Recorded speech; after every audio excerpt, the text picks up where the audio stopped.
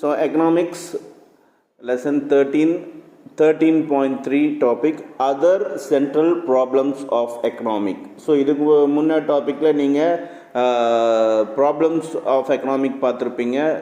இப்போ other central problems of economic என்ன அப்படின்னு பார்க்க போகிறோம்.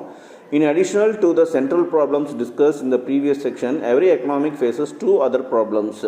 ஸோ மேலே கொடுத்துருக்க ப்ராப்ளம்ஸ் மட்டும் இல்லாமல் இன்னும் ரெண்டு ப்ராப்ளம்ஸ் ஃபேஸ் பண்ணுது எக்கனாமி. என்னென்ன ப்ராப்ளம் அப்படின்னா, the problem of optimum utilization of resources, the problem of growth of resources.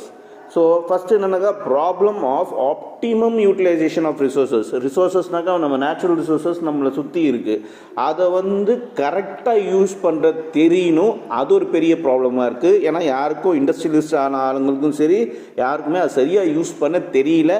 For example, இப்போ மணல் திருட்டு நடக்குது. திருச்சி பக்கம்னாக்கா மணல் திருட்டு அதிகமாக நடக்கும். அப்படின்னாக்கா என்ன அர்த்தம், அங்கேருந்து கடத்திட்டு கேரளாவுக்கு போகிறாங்க, ஆந்திராவுக்கு போகிறாங்க, எல்லாம் போகிறாங்க. அப்படின்னா அந்த மணல் ஆற்று மணல் இவ்வளோ தான் எடுக்கணும் ஒரு நாளைக்குன்ட்டு ஒரு ரூல்ஸ் இருக்குது.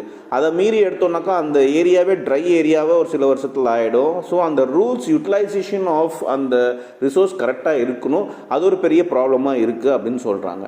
அப்புறம் problem of growth of resources. இப்போ நம்ம ரிசோர்ஸ் எடுத்துக்கிட்டே இருக்கோம். ஃபார் எக்ஸாம்பிள், வுட்டு வேணும்னு சொல்லிட்டு மரத்தை வெட்டிகிட்டே இருக்கோம்.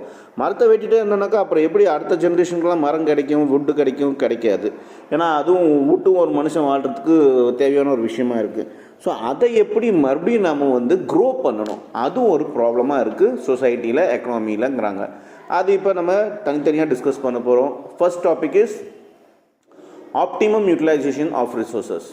The resources are scarce. They must not be wasted. They must also be used judiciously to give the maximum output. Thus, optimum utilization resources has the following implications.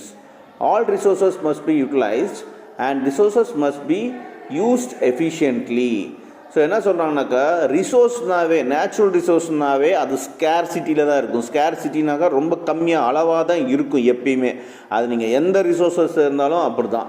So அதை நம்ம ரொம்ப ஜுடிஷியஸ்லினாக்கா ரொம்ப கேர்ஃபுல்லாக எல்லாத்துக்கும் கிடைக்கிற மாதிரி, அதோட நேச்சரும் எதுவும் டிஸ்டர்ப் ஆகாத மாதிரி, என்வாயர்மெண்ட்டும் டிஸ்டர்ப் ஆகாத மாதிரி நம்ம அதை யூஸ் பண்ணணும். மேக்ஸிமம் அவுட்புட் அதுலேருந்து எடுக்கணும்.